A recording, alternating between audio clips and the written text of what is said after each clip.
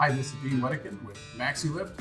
Today I'm here with Bo Fisher, Vice President of Sales for North America and Europe. One other thing that I think can be really important when we think about not understanding bucket elevators and how they work, surprisingly, I've seen this happen a number of times, and that is that we'll get a call from a customer and they'll say that we're not getting capacity and yet this thing is running as fast as possible. And that probably is the problem.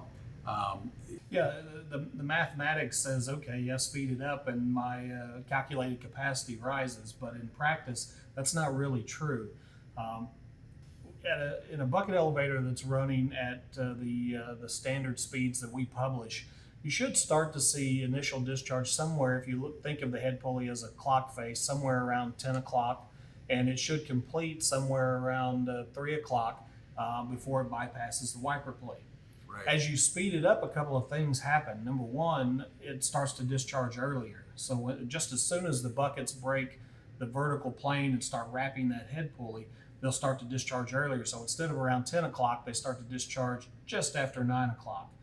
That sounds all fine and good. Okay, so you start earlier, you can empty faster. But the reality is buckets discharging in that position tend to throw their material vertically instead of around the head pulley. So the vertical discharge winds up, you get a rebound and you can have some backlegging in that case. Right. The other side of the speed equation is you have a finite window of area that the pulley and the material has to cover before the buckets bypass the wiper plate.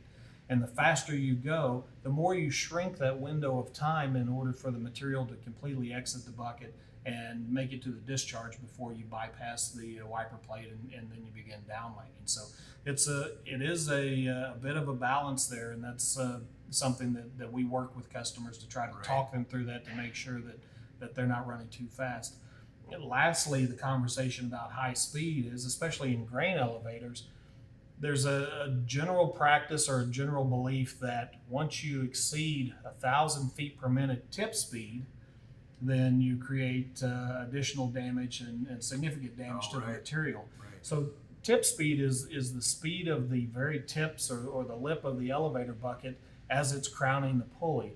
So when an elevator bucket is going up or down in the elevator, it's traveling at whatever the bucket elevator's rated speed is. So maybe it's 705 feet a minute or something like that.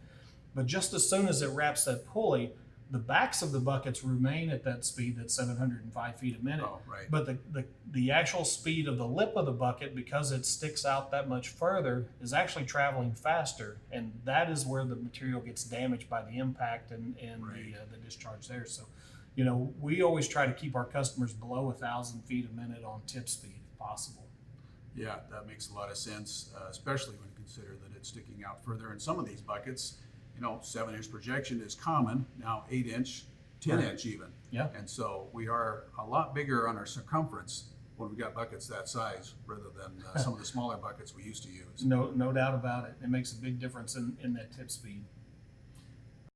We'd like to invite you to contact us. Let us know what are some of the issues that you've had, that you've seen out there, problems that you'd like to have addressed, or questions you'd like us to bring up and talk to you about. Get in touch with us. Go to our website, maxilift.com, and call us or send us an email. But for today, I'm Dean Wedekind with Maxi-Lift, once again here with Bo Fisher, Vice President of North American and European Sales. We've been glad to be here with you today. We look forward to hearing from you in the future. Thank you.